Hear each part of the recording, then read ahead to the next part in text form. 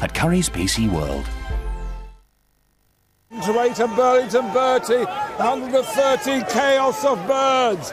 Ladbrokes, sponsors of At the Races.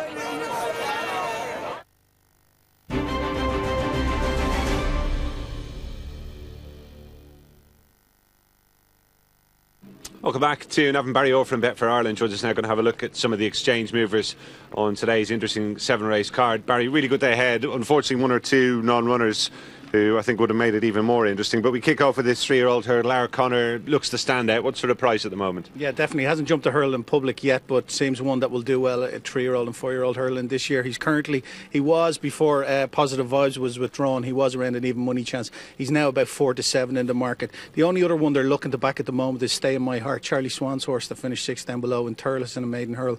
That's one to keep an eye on, but favourites very, very strong now at around 4 to 7, and he'll definitely go on off odds on. Sizing Rio, Barry, looks the odds-on favourite on what we've seen so far for the production of his hurdle, but have the punters been happy to take the short price? Yeah, he's been steady enough at around the 8 to 11. He hasn't gone below that just yet. Captain Arceus, another Desi Hughes horse, has been relatively strong around 9 to 2, and it's around 14 bar the two of them, so looks a dead match there, as there's a couple of the other races. Yeah, and the 145 actually looks unfortunately a one-horse race now. So Young's an absentee, he's reported to have a temperature. Mallertree lame, so just the 6 now, but Volley Live it head and shoulders above them. Barry, what sort of price are we looking at? Yeah, 5 to 1 on at the moment, Gary, and she'll obviously go off around that price, 9 to 2 on, 5 to 1 on. There's nothing really in the race to beat her now. May's Choice, Gordon Elliott's horse, is around a 20 to 1 chance. Molesley is second in the market now at around 10 to 1, so it looks like she only has to go down to come back up and pick it up. And another high profile absentee in the one after, the 2-mile-7 handicap hurdle. Last time Dalban, who was favoured, out lame, 10 runners now. And what way is the market looking? Yeah, well, I suppose Cool Oscar has gone clear favourite now, obviously at around the 11 to 4 market. One to watch in the market is Miss Sane, Francie Flood's horse. That was as big as 16 to 1 before the horse was withdrawn, into about 8 to 1 mark now, but there's good money up to back that. They punted one of Hids off the boards yesterday, Liz Cal Hall, to finish second in Nace, so stable are obviously in a bit of form, so keep an eye out on Miss Sane there.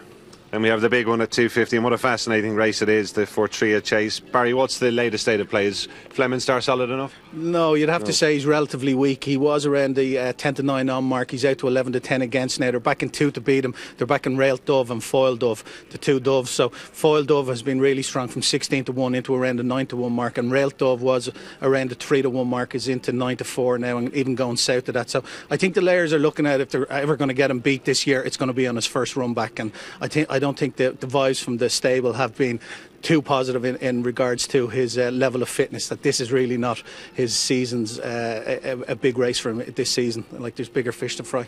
One horse who's often be a layer's friend is Dylan Ross, Barry. Have people been treading cautiously with him today in that beginner's chase after what happened at Nace? Yeah, he was 33 to 1 on when he got beat in Nace in running, so he's also been beaten at 12s on twice before, so there is a little bit of a doubt about his resolution. Lord Windermere ran him out of it in a novice hurl in Punchestown last year, so he's definitely one that they're going to be looking to take on short in running and pre-race. He's currently around 13 to 8, 7 to 4 Lord Windermere, and it's 16 to 1 bar the 2 of them, so it's another one of those races that looks a dead match on paper. And a fascinating race to finish. Only 5 now for the bumper, with Manella Minstrel out reported to be lame, but 3 of them seem to be quite well fancied, Barry. And what's the pecking order at the moment? The 3 obviously are Blackmail, Champagne James and Eligible. Yeah, well, flip-flopping favourites. Eligible was around the 5 to 4 mark earlier this morning. That's out to 2 to 1 now, and Champagne James has come in from 5 to 2 into around the 5 to 4 mark. Really, really well backed. Barry Connell's horse. Relatively strong in the market has been Blackmail as well. Tony Mullen's horse had a horse favourite in the bumper in Fairyhouse there during the week, and obviously he's got a couple of nice bumper horses, so he's one to keep an eye on, but flip-flopping favourites, and looks virtually certain that Champagne James will go off favourite. And Barry, we spoke at Fairyhouse on Wednesday. Cause of Causes did the business for you up there. Still all systems go for Cheltenham next week? Yeah, all systems go for the Racing Post hurl. Fingers crossed. He's currently about a 16 to 1 chance in the anti-post market on Betfair, so I think we'll all be nibbling at that during the week. A nice trip for you boys to look forward to. Barry, thanks a lot. Have a good day today. Thanks, Gary. Yeah, that's the latest from